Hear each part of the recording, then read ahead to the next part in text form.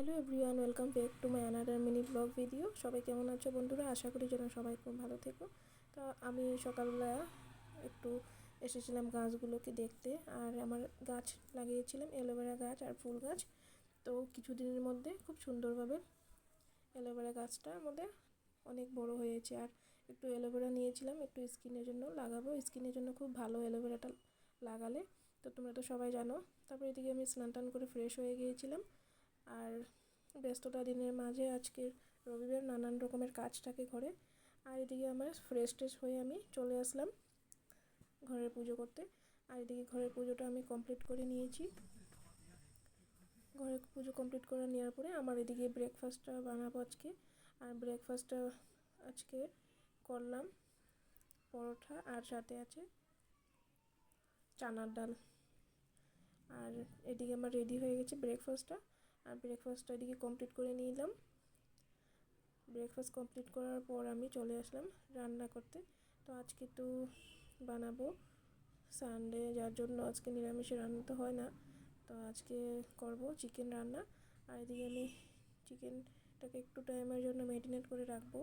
আর এদিকে আমি ধুয়ে টুয়ে রেডি করে নিচ্ছি। আর ম্যারিনেট করে একটু বানালে খুব ভালো হয় খেতে।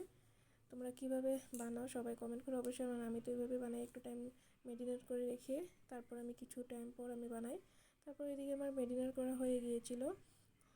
আর এদিকে আমি বসিয়ে দিলাম চিকেন রান্না।